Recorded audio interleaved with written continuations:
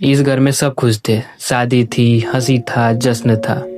फिर एक रात सब कुछ बदल गया और उसके घर वाले ये नहीं समझ पाए कि आखिर उनकी बेटी ने क्या गलत किया था जिसकी वजह से उन्हें इतनी बड़ी सजा मिली।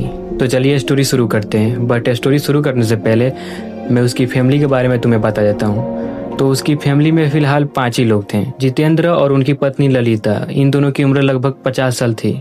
और उनका बड़ा बेटा जिसका नाम अजय था, उसकी उम्र लगभग 26-27 रही होगी। उनका छोटा बेटा जिसका नाम विकास था, उसकी उम्र लगभग 24-25 रही होगी। एंड उस घर की सबसे छोटी बेटी जिसका नाम पायल था, एंड उसकी उम्र लगभग 20 रही होगी। अब जो उनका घर था वो 2 फ्लोर का था। मैं ग्राउंड फ्लोर को भी काउंट कर रहा हूँ। तो फर्स्ट यानी ग्राउंड फ्लोर पर सारे लोग रहते थे और जो सेकेंड फ्लोर था उस पर सिर्फ 2 ही कमरे थे और पूरा का पूरा टेरेस खाली था। 2 कमरे मीन्स एक सीढ़ी वाला जिससे हम लोग छत पे जाते हैं ना, वही वाला। एंड एक कमरा और जिसमें पायल रहती थी। तो दूसरे फ्लोर पर सिर्फ 2 ही कमरे थे, समझ गए ना कौन कौन। और पूरा का पूरा टेरेस खाली था। आई होप तुम्हें अब उसकी फैमिली और घर के बारे में सारी चीज़ें पता चल गई होगी। तो हम स्टोरी को कंटिन्यू करते हैं। तो ये कहानी तब शुरू होती है जब पायल के बड़े भाई यानी अजय की शादी होती है। तो उसकी शादी थी तो सारे मेहमान आए हुए थे, सब हंसी का माहौल था। मेहंदी, डांस, नाचना, सारे रीति रिवाज घर के जो भी थे वो अच्छे से हो जाते हैं और शादी भी कंप्लीट हो जाती है। और हाँ, अजय से जिसकी शादी हो रही थी उसका नाम प्रिया था। तो प्रिया का गृह प्रवेश भी अच्छे से हो जाता है, सब घर में एडजस्ट भी हो जाते हैं। इट मीन्स प्रिया भी घर में एडजस्ट हो जाती है। और उसके कुछ दिन बाद पायल अपनी पढ़ाई के लिए दूसरे शहर में जाती है। तो अब हम टाइम को थोड़ा आगे बढ़ाते हैं। एंड 2 साल बाद उसके दूसरे भाई यानी कि विकास की शादी होने वाली थी। तब तक पायल की भी पढ़ाई खत्म हो चुकी थी तो वो घर लौट आई। घर पे भी उसका सब लोग इंतजार कर रहे थे क्योंकि वो इकलौती बेटी थी तो सारे लोग उससे बहुत प्यार करते थे। इट मीन्स 2 भाइयों में 1 लड़की थी, तो उल्टा मत समझना। अब विकास से जिसकी शादी हो रही थी उसका नाम माया था और उन दोनों के भी संगीत, सारे रीति रिवाज अच्छे से हो जाते हैं। उनकी भी शादी कंप्लीट हो जाती है एंड गृह प्रवेश भी हो जाता है। फिर कुछ दिन और निकल जाते हैं। घर में सारे लोग बहुत खुश थे, सब कुछ सही चल रहा था। बट एक रात जब सब कोई डिनर करने जा रहे थे तो पायल के पापा ने बोला कि पायल की माँ, तुम जाकर पायल को बुला लाओ। तो फिर पायल की माँ सीढ़ियों से ऊपर गई सेकेंड फ्लोर पर और पायल का दरवाजा पहले से ही खुला था। तो पायल की माँ जब दरवाजा खोलती है तो वो देखती है कि पायल जमीन पे बैठ के दीवार को एकटक देखे जा रही है। बस उसकी माँ को लगा ये क्या कर रही है बैठकर। तो उन्होंने पायल को आवाज लगाई, पायल पायल। बट पायल कुछ रिस्पॉन्स नहीं करती है। उसकी माँ सामने खड़ी हुई है और पायल कुछ रिस्पॉन्स नहीं कर रही है। तो उसकी माँ उसके पास जाती है एंड उसके शरीर को पकड़कर ऐसा हिलाती है। तो फिर पायल बोलती है, क्या हुआ? मुझे कुछ नहीं हुआ है, मैं यहाँ पर क्या कर रही हूँ, मैं तो बेड पे सोई हुई थी ना। तो फिर पायल की माँ बोलती है, अच्छा कोई बात नहीं बेटा, पहले हाथ मुंह धो ले और नीचे आजा, हम लोग सब डिनर करने के लिए तेरा वेट कर रहे हैं। इतना बोलकर उसकी माँ नीचे चली जाती है। फिर कुछ देर बाद पायल नीचे आती है। फिर सारे लोग अच्छे से डिनर करते हैं आराम से। फिर मजाक मस्ती सब होता है और फिर अपने अपने कमरे में सोने के लिए चले जाते हैं। फिर पायल भी अपने कमरे में सोने के लिए चली जाती है। फिर अगले दिन जब पायल की नींद खुलती है तो वो खुद को बाथरूम में पाती है। अब ये देखकर उसका दिमाग खराब कि मैं तो अपने कमरे में सोई थी, मैं यहाँ पर क्या कर रही हूँ। फिर वो उठती है बट उसके दिमाग में यही चल रहा था अभी कि मैं तो अपने कमरे में सोई थी बेड पे और मैं बाथरूम में यहाँ पर कैसे सो सकती हूँ और यहाँ पर कैसे आ गई। फिर भी उसने ज़्यादा ध्यान नहीं दिया और नहा धोवा कर फ्रेश हो गई और इस बारे में उसने किसी को भी नहीं बताया कि मैं सोई थी अपने बेड पर एंड उठी बाथरूम में। उसके बाद हमेशा की तरह सारे लोग बैठ के आराम से नाश्ता किए और उसके भाई एंड पापा वे लोग ऑफिस के लिए निकल गए और बाकी लोग अपने अपने काम में लग गए। और पायल भी घर से ही पढ़ाई करती थी तो वो भी पढ़ाई करने के लिए अपने बेड पे चली गई एंड पढ़ाई करने लगी। और फिर शाम होती है और उसके बाद रात को जब सब डिनर करने जाते हैं तो पायल की माँ फिर से उसे आती है बुलाने के लिए। जब पायल की माँ छत पर आती है तो वो देखती है पायल टेरेस पे अकेले खड़े होके खुद से ही कुछ बड़बड़ा रही है। इस बार उसकी माँ को और भी ज़्यादा अजीब लगा तो वो उसके पास गई एंड उसके कंधे पर हाथ रखा। तो फिर पायल बोलती है, क्या हुआ माँ? तो फिर पायल की माँ बोलती है, अभी तो किससे बात कर रही थी? तो पायल बोलती है, बात कर रही थी? मैं कहाँ किसी से बात कर रही थी। और इतना बोलकर वो नीचे चली जाती है। उसकी माँ सोच में पड़ गई कि मैंने देखा ना कि पायल किसी से बात कर रही है बट यहाँ पर तो कोई। फिर उन्होंने सोचा कि अच्छा छोड़ो कोई बात नहीं, लगता है खुद से ही बात कर रही थी। उसके बाद वो भी नीचे आ जाती है एंड सब मिलके डिनर करते हैं एंड फिर अपने अपने कमरे में सोने के लिए चले जाते हैं। उसके बाद अगले दिन जब पायल की माँ पायल को उठाने के लिए उसके कमरे में आती है, पायल का रूम हमेशा खुला रहता था, ये बात नोट करना।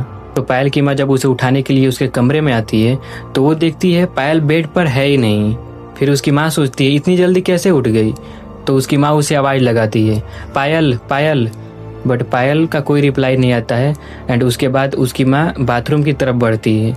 उसकी माँ देखती है कि पायल बाथरूम में बेहोश पड़ी हुई है। अब ये देखने के बाद उनकी चीख निकल जाती है और उनकी आवाज़ को सुनकर घर के सारे लोग जमा हो जाते हैं एंड फिर पायल को उठाते हैं और पायल को उठाकर बेड पे रख देते हैं। फिर उसके पापा उसके मुंह पे पानी डालते हैं एंड थोड़ी देर बाद पायल को होश आता है। आँख खोलते ही पायल बोलती है, आप लोग यहाँ पर क्या कर रहे हो? तब उसके घर वाले बताते हैं कि तू बाथरूम में बेहोश पड़ी हुई थी। फिर पायल बोलती है, बाथरूम में बेहोश पड़ी थी? मैं तो कल अपने बेड पर ही सोई हुई थी, फिर बाथरूम में कैसे आ गई? तो उसकी जो बड़ी वाली भाभी थी वो बोलती है कि शायद कमजोरी की वजह से गिर गई होगी, हॉस्टल में अच्छा खाना नहीं ना मिलता होगा, इसलिए शायद हुआ है ऐसा। उसके घर वालों ने सोचा हाँ शायद ऐसा ही होगा, कमजोरी हो गई होगी, इस वजह से ये पायल गिर गई होगी। बट पायल उन्हें कुछ नहीं बताती कि ऐसा उसके साथ पहले भी हो चुका है। तो फिर उसके बड़े वाले जो भाई थे वो उन्हें डॉक्टर के पास लेकर जाते हैं। फिर डॉक्टर जो भी चेकअप वोकअप होता है वो करते हैं और फिर बोलते हैं नेक्स्ट डे आने के लिए। फिर नेक्स्ट डे पायल और उसके बड़े भाई दोनों हॉस्पिटल में जाते हैं एंड डॉक्टर से मिलते हैं। डॉक्टर बताता है कि पायल की सारी रिपोर्ट नॉर्मल है एंड सब कुछ ठीक है। तो वे लोग रिपोर्ट लेकर घर आ जाते हैं और घर वाले भी रिपोर्ट देकर काफ़ी खुश थे कि चलो मेरी बेटी ठीक है, और सब राहत की सांस लेते हैं। उसके बाद रात होती है तो सब लोग डिनर करते हैं और डिनर करके अपने अपने कमरे में सोने के लिए चले जाते हैं। पायल भी अपने कमरे में सोने के लिए चली जाती है। जब सब सो रहे थे तो रात के करीब 12-1 बजे पायल की माँ की नींद खुलती है और उन्हें ऐसा लग रहा था कि टेरेस पे कोई चल रहा है।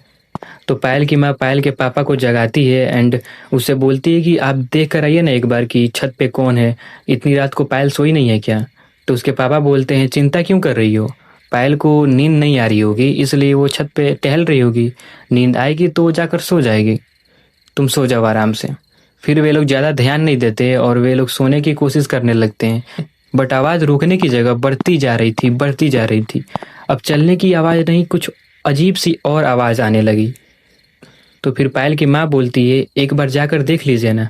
तो फिर पायल के पापा देखने के लिए जाते हैं कि इतनी रात को पायल कर क्या रही है, और वो टेरेस का दरवाज़ा खोलते हैं और छत पे देखते हैं तो छत पे कोई नहीं था। इसके बाद वो इधर उधर देखते हैं एंड पायल के कमरे की तरफ बढ़ते हैं। तो पायल का कमरा कभी लॉक नहीं रहता था, तो उसके पापा दरवाज़ा को खोलते हैं। वो देखते हैं कि पायल तो सो रही है। फिर उनके दिमाग में एक ख्याल आया कि अगर पायल सो रही है तो फिर टेरेस पे कौन था। फिर भी उन्होंने सोचा कि अच्छा कोई बात नहीं, हम लोग सुबह जो भी बात करना होगा वो कर लेंगे। अगले दिन जब सब नाश्ता कर रहे थे तो फिर पायल के पापा पायल से पूछते हैं कि रात के 1-2 बजे तुम टहल रही थी क्या? तो पायल रिस्पॉन्स करती है, नहीं मैं तो नहीं टहल रही थी, मैं तो कल 10 बजे ही सो गई थी। तो फिर उसके पापा बोलते हैं ठीक है कोई बात नहीं। फिर कुछ दिन और निकल जाते हैं, बट एक चीज़ कॉमन था कि पायल हर रात अपने बेडरूम में सोती थी बेड पे, एंड जब सुबह उठती थी तो वो खुद को बाथरूम में पाती थी। फिर एक दिन पायल की माँ नोटिस करती है कि पायल का वजन दिन पर दिन घटता जा रहा है, पायल गलती जा रही है, उसके गाल चिपकते जा रहे हैं, ऐसा लग रहा है कि वो खाना ही नहीं खा रही है। बट ताज्जुब की बात यह थी कि वो खाना अपने लिमिट से ज़्यादा खाती थी, वो 2 आदमी के खाना एक साथ खा जाती थी। बट उसके घर वालों ने सोचा कि खाना तो खा रही है बट उसके शरीर में लग नहीं रहा है, तो उन्होंने सोचा कि एक बार और डॉक्टर से मिलाते हैं। फिर उसके पापा एक बार और उसे डॉक्टर के पास ले जाते हैं। डॉक्टर जांच करता है एंड रिपोर्ट देता है। रिपोर्ट में सारा कुछ नॉर्मल था। डॉक्टर ने बस इतना बताया कि खाना कम खाने की वजह से हो रहा है, और उसके बाद वे लोग रिपोर्ट लेकर अपने घर आ गए। घर आने के बाद उन्होंने डिस्कस किया कि खाना तो पायल बहुत ज़्यादा खा रही है, 2 आदमी का खाना खा जा रही है, और डॉक्टर बोल रहे हैं कि खाना कम खाने की वजह से ऐसा हो रहा है। ये उन लोगों को बात थोड़ी हजम नहीं हुई। उसके शरीर को देखकर घर के सारे लोग परेशान थे। फिर कुछ दिनों बाद पायल के मामा आते हैं, यानी कि पायल के मम्मी के भाई। तो फिर पायल भी आती है, उनसे मिलती है। वो पायल को देखकर काफ़ी ज़्यादा हैरान थे। उन्होंने बोला कि ऐसा क्या हो गया तुम्हें कि इतनी जल्दी तुम पतली हो रही हो, 1 महीने के अंदर तुम्हारा इतना ज़्यादा वजन गिर गया। तो फिर पायल रिप्लाई देती है कि मुझे कुछ नहीं पता है, मुझे कुछ नहीं समझ में आ रहा है मेरे साथ क्या हो रहा है। फिर पायल के मामा बोलते हैं ठीक है तुम जाओ, एंड पायल अपने कमरे में चली जाती है।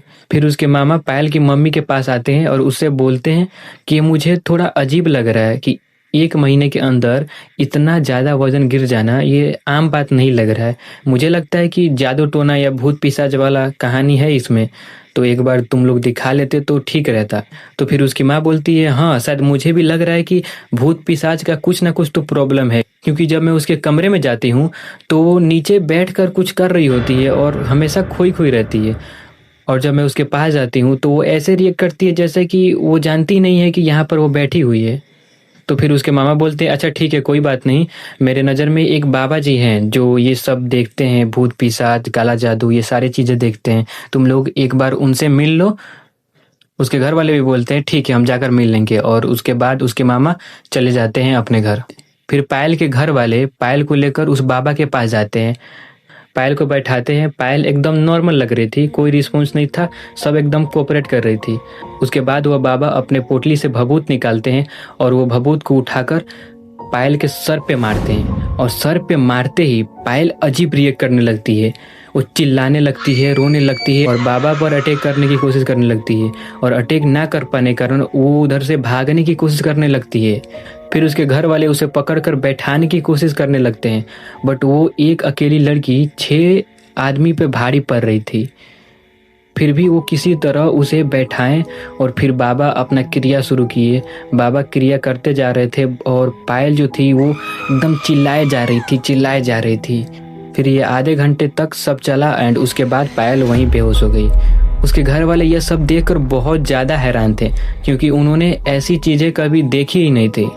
इनफैक्ट पायल के भाई एंड उसके पापा इन सब पर बिलीव ही नहीं करते थे, बट पायल की ज़िंदगी का सवाल था इसलिए उसे इस बाबा के पास लेकर आए, और उन्हें लेकर आने के बाद उन्हें ऐसा देखने को मिला जिसे देखकर वो बुरी तरह शौक में थे। फिर बाबा बोले कि मैंने इसका उतारा कर दिया है, अब तुम लोग घर इसे ले जा सकते हो, कोई प्रॉब्लम नहीं है।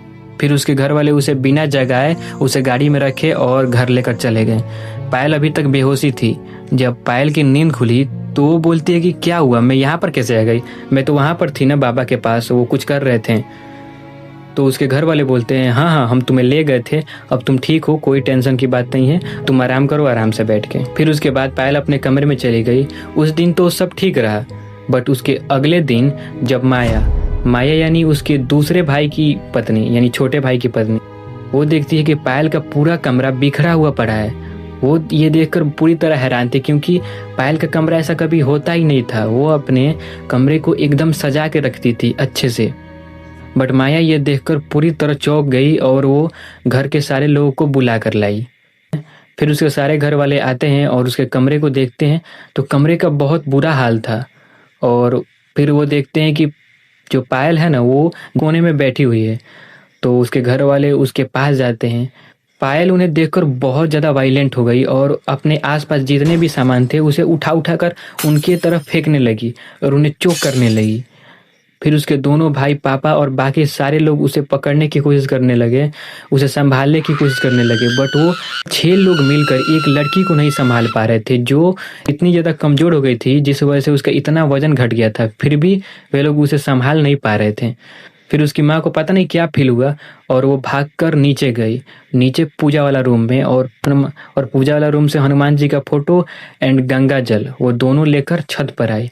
और छत पर आने के बाद गंगा जल उसके सर पर छिड़कने लगी एंड वो हनुमान जी का फोटो पायल के सामने रख देती है एंड वहीं पे बैठ के हनुमान चालीसा बोलने लगती है। बोलते बोलते बोलते बोलते 5-10 मिनट बाद धीरे धीरे पायल शांत होने लगती है और थोड़ा कंट्रोल में आ जाती है। जब पायल पूरी तरह कंट्रोल में आ जाती है तो उसकी फैमिली वाले उसे उठाकर नीचे हॉल में ले गए और वहीं पे सुला दिया। उसके घर वाले बहुत ज़्यादा चिंता में थे, क्योंकि बाबा ने बोला था कि सब कुछ ठीक हो गया है, सब कुछ नॉर्मल है, मैंने उतारा कर दिया है, बट फिर भी पायल के साथ ऐसा ऐसा हो रहा था। उन्होंने सोचा कि बाबा ने बोला था कि मैंने उतारा कर दिया है, बट ये सारी चीज़ें और भी ज़्यादा बढ़ गई और भी ज़्यादा खतरनाक हो गई है। फिर कुछ देर बाद पायल की जब आँख खुलती है तो आँख खुलते ही पायल रोने लगती है, चिल्लाने लगती है कि मुझे बचा लो माँ, मुझे बचा लो, वो मुझे जिंदा नहीं छोड़ेगी। वो उन्हें बताती है कि हर रोज मैं अपने बेडरूम में सोती हूँ और जब उठती हूँ तो खुद को बाथरूम में पाती हूँ। मुझे लगा ये सब तो नॉर्मल है, बट ये मेरे साथ तो अजीब ही होने लगा। इतना बोलते ही पायल के मुंह में से खून निकलने लगा और फिर उसके घर वाले और भी ज़्यादा चिंता में पड़ गए और भी ज़्यादा टेंशन में पड़ गए। उसकी माँ रोने लगी और फिर उसके घर वाले उसे उठाकर गाड़ी में रखा और पास के ही एक हॉस्पिटल में वहाँ ले गए, वहाँ पर एडमिट कराया। घर वाले डॉक्टर के सामने गिड़गिड़ा रहे थे कि मेरी बच्ची को बचा लो। फिर इलाज चालू हुआ और 1 घंटे बाद जाकर उसकी तबीयत में यानी पायल की तबीयत में थोड़ा सा आराम मिला। फिर पायल की माँ ने डॉक्टर से सारी बातें बताई कि मेरी बेटी के साथ ऐसा ऐसा हो रहा है, हमने बहुत सारे डॉक्टर से मिले, बाबा से मिले, बट मेरी बेटी ठीक ही नहीं हो रही है, हम क्या करें डॉक्टर। डॉक्टर के पास एक नर्स भी थी, वो पायल के माँ के पास जाती है एंड वो उसे बोलती है कि मेरे नज़र में एक तांत्रिक है जो इन सब को देखता है और हमारे भी फैमिली पे ऐसी एक बार मुसीबत आई थी, उसने हमारी बहुत हेल्प की, तो एक बार आप उनसे जाकर मिल लीजिए, शायद वो आपकी कुछ मदद कर दें। फिर पायल के घर वाले बिना टाइम वेस्ट किए यानी कि बिना अपने घर गए पायल को लेकर उस तांत्रिक के पास पहुंचे।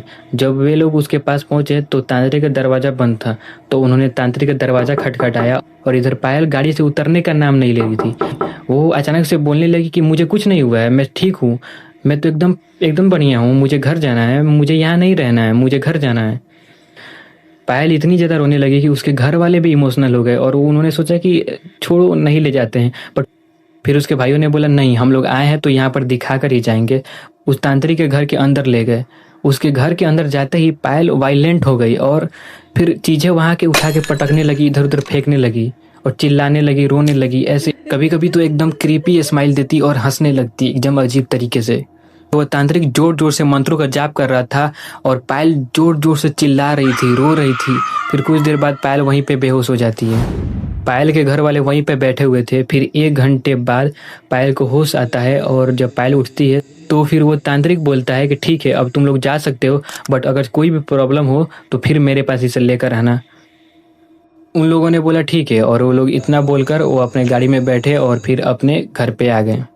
जब ये लोग घर पे पहुंचे तो रात हो चुकी थी, तो फिर सब लोग घर पे खाना बनाए और फिर खाना खाकर फिर अपने अपने कमरे में सोने के लिए चले गए। बट इस बार पायल की माँ उसके साथ सोई थी और उस रात कुछ भी नहीं हुआ, सब कुछ नॉर्मल था। उसके माँ बाप को लगा कि सब कुछ ठीक हो गया है, बट यार ये इतनी जल्दी कहाँ रुकने वाला था। फिर अगले दिन रात को जब सब लोग खा पी कर सो रहे थे तो पायल की माँ भी पायल के साथ सोई हुई थी। तो रात के करीब 1:45 पायल की नींद खुलती है और वो देखती है कि पायल पलंग पे बैठ के कुछ बुदबुदा रही है और जिसकी तरफ देख के बुदबुदा रही है वो कोने में ही बैठा हुआ है, एक परछाई की तरह। अब ये देखने के बाद पायल की माँ जोर से चिल्लाती है और उनकी आवाज़ सुनकर घर के सारे लोग आ जाते हैं। उसकी माँ बहुत ज़्यादा परेशान थी कि मेरी बेटी के साथ क्या क्या हो रहा है, एक ठीक हो रहा है तो एक हो जा रहा है, एक ठीक हो रहा है तो फिर एक हो जा रहा है, ये क्या चल रहा है हमारे घर में। फिर उन्होंने डिसाइड किया कि हम लोग अभी उस तांत्रिक के पास जाएंगे, बट पायल जाने का नाम ही नहीं ले रही थी। जब उसे गाड़ी में बैठाया जा रहा था तो वो बहुत जोर जोर से चिल्ला रही थी और गाड़ी में बैठने का नाम ही नहीं ले रही थी। वो इतनी जोर से चिल्ला रही थी कि उसकी आवाज़ सुनकर घर के आसपास के भी लोग यहाँ पर जमा हो जाते हैं। पूरे 10 लोग मिलकर उसे गाड़ी में चढ़ाया और उनके गांव में ना एक पंडित जी भी थे, तो वो भी उनके साथ ही जा रहे थे, क्योंकि अगर रास्ते में पायल कोई प्रॉब्लम खड़ा कर दे तो पंडित जी संभाल सकते हैं। तो बेसिकली वे लोग 2 गाड़ी में जा रहे थे। एक गाड़ी में उसकी माँ, पापा और बीच में पायल बैठी हुई थी और आगे फ्रंट में पंडित जी बैठे हुए थे और पायल का बड़ा भाई यानी अजय गाड़ी चला रहा था और दूसरी गाड़ी में प्रिया, विकास और माया, ये तीनों आ रहे थे। तब उनकी गाड़ी एक रास्ते से गुजरती है जिसके बगल में ही एक शमशान घाट था। जब पायल उसको देखती है तो वो अजीब आवाज़ में बोलती है, मुझे वहाँ कहाँ ले जा रहे हो, मेरा घर तो यहाँ है, मुझे यहीं छोड़ दो ना, मुझे नहीं जाना तुम लोगों के साथ। ऐसी अजीब अजीब बातें बोलने लगी। इतना बोलकर वो अपने भाई का गला दबाने लगी जो गाड़ी चला रहा था।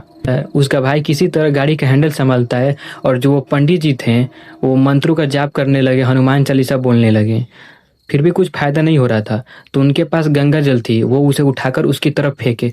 गंगा जल के पड़ते ही पायल जोर से चिल्लाती है और फिर अपने सीट पे चुपचाप बैठ जाती है, कुछ रिस्पॉन्स नहीं करती, चुपचाप बैठ जाती है।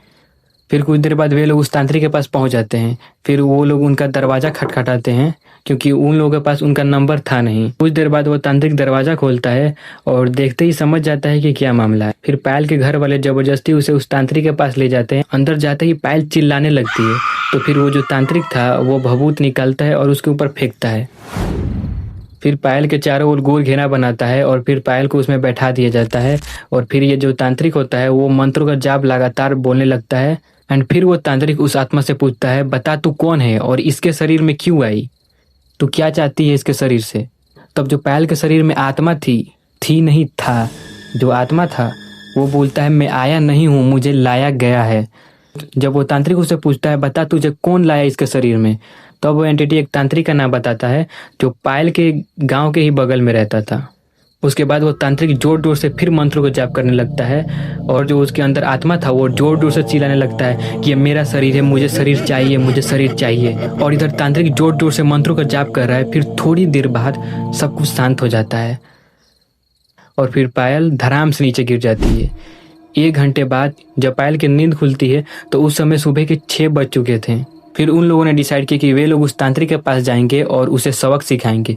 बट उस घर की बड़ी बहू यानी कि प्रिया वो बोलने लगी कि हमें इसकी सबक सिखाने की क्या ज़रूरत है, हम लोग छोड़ देते हैं ना, आखिर हमारी पायल तो ठीक हो गई है।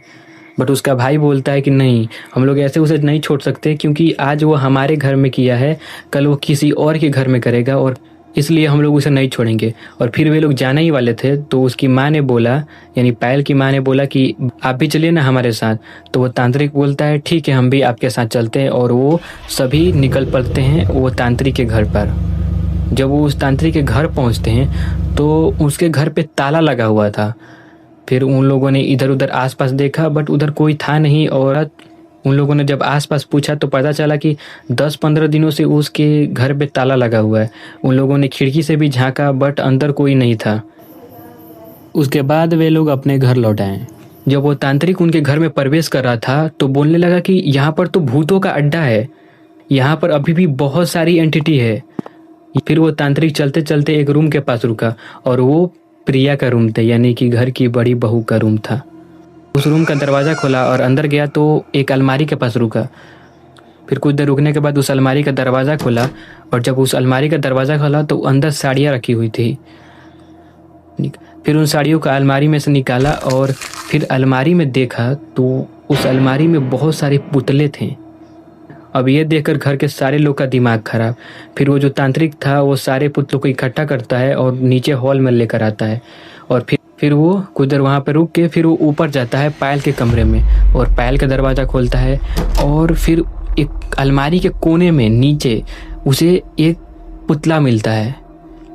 वो उस पुतले को भी उठाता है और नीचे लेकर आता है और जहाँ पे सारे पुतले रखे हुए थे वहीं पे रख के और उसे आग लगा देता है। फिर पायल के घर वाले उस तांत्रिक से पूछते हैं ये सब क्या है और हमारे घर में ये सब क्या कर रहा है, इतने सारे पुतले। फिर वो तांत्रिक बताता है ये जितनी भी घटनाएं जो तुम्हारी बेटी के साथ हो रहा है और तुम्हारे घर में हो रहा है वो तुम्हारी घर की बड़ी बहू प्रिया ही करवा रही है। तुम्हारी बहू उस तांत्रिक के साथ मिलकर तुम्हारी बेटी को मारना चाहती है। इतना सुनने के बाद अब सबकी नज़र प्रिया पर ही थी।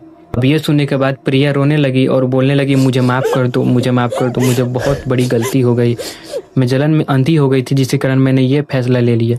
जब मैं इस घर में आई तो सब लोग पायल की ही बातों को मानते थे, इस घर का ज़मीन भी पायल के ही नाम था। यह देखकर मुझे बहुत गुस्सा आया और मैं उस तांत्रिक के साथ मिलकर पायल पर काला जादू करने लगी। मैंने सोचा था कि एक बार पायल रास्ते से हट जाए तो फिर सब ठीक हो जाएगा, बट वो तांत्रिक मुझे ही ब्लैकमेल करने लगा और मुझसे पैसे ऐंठने लगा।